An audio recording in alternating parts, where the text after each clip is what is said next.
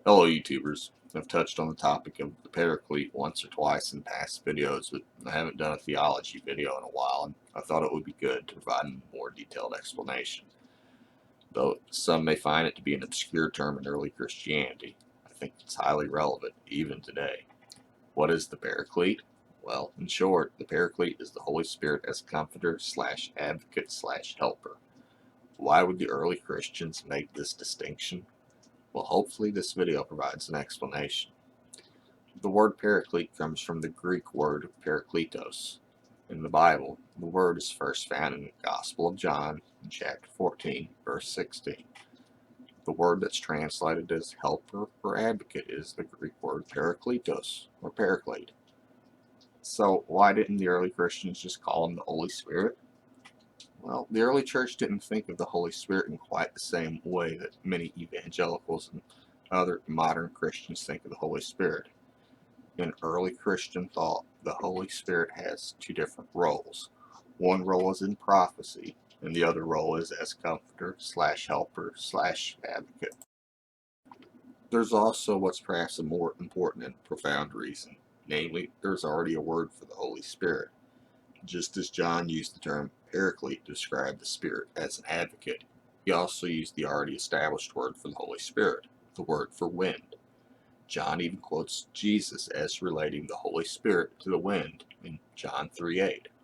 While this is a fascinating simile in and of itself, what I find even more fascinating is that he used the same Greek word for wind to also mean spirit, just as the Old Testament used the same Hebrew word to mean both wind and spirit. So, in short, John used the Greek word for wind as the name for spirit, but in other passages used the Greek word paraclete as a name for the Spirit. John Gill's commentary on the Bible goes into the etymology a bit deeper if you're interested. By the way, if you're into Bible study software, I also recommend the program I'm using to cite Bible verses, eSword. It's entirely free, and I've used it since I think version 1. No viruses or spyware or anything like that. There's multiple translations and commentaries that you can download for free. Back to the Paraclete. This was understood as the prophetic works of the Holy Spirit being distinct from the gifts of the Spirit. The view was that by the time of Revelation, or maybe the Shepherd of Hermas, that the prophecies of the Holy Spirit had taken place and that there was no new prophecy. That is, the prophetic work of the Spirit was complete. So the early church made this distinction, in part, to easily identify heresies. For example, Montanism was condemned as a heresy because the Montanists claimed that the Holy Spirit gave them a new prophecy. In fact, some Christians felt the idea that the Spirit gave them new prophecies was so abhorrent that it was considered blasphemy against the Holy Spirit.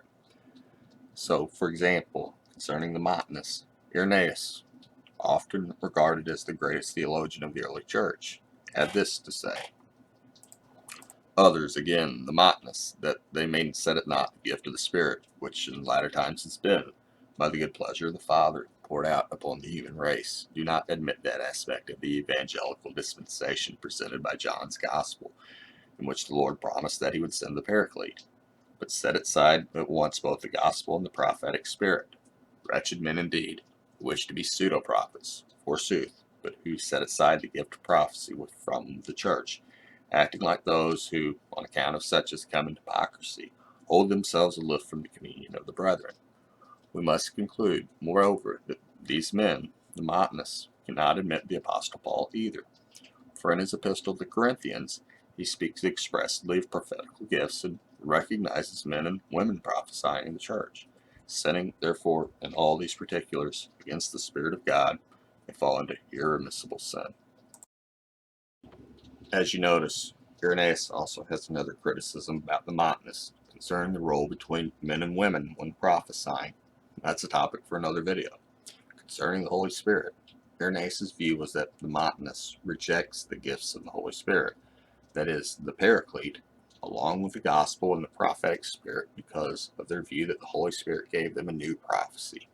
For Irenaeus, the issue is that the Holy Spirit had already been fully poured out, what he labeled in this passage as the prophetic Spirit.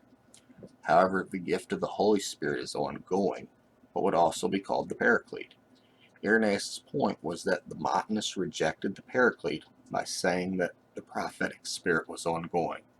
He felt this was such a strong issue that he considered it blasphemy against the Spirit. It's also important to mention that in one verse of the Bible, the word Paraclete also refers directly to Jesus, as he is our advocate with the Father. So some take this to mean that the Holy Spirit is also a manifestation of Christ. I think that's a bit speculative, but it does make for some very interesting Trinitarian discussions. Regardless, over time, the word Paraclete was taken to be the name or title of the Holy Spirit as a counselor.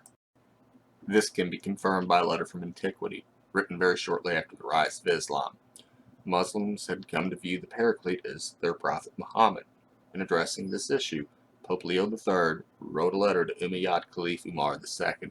In this letter, Leo stated, God has chosen the way of sending the human race prophets, and it is for this reason that the Lord, having finished all those things that he had decided on beforehand, and having foreannounced his incarnation by way of his prophets, yet knowing that men still had need of assistance from God, promised to send the Holy Spirit, under the name of Paraclete, to console them in their distress and sorrow they felt at the departure of their Lord and Master.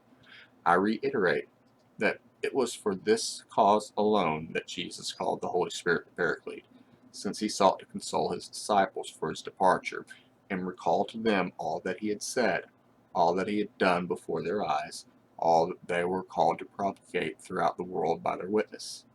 Paraclete thus signifies consoler, while Muhammad means to give thanks, or to give grace, a meaning which has no connection whatsoever with the word Paraclete. In short, Leo was saying that the word Paraclete had nothing to do with Muhammad. I mean, obviously you would say that, given that he was still Pope. Still, I find it to be interesting because it gives a glimpse at how Christians had come to view the Paraclete approximately 700 years after Christ. That's all the time I have for today. If you like this video, please show your support by subscribing.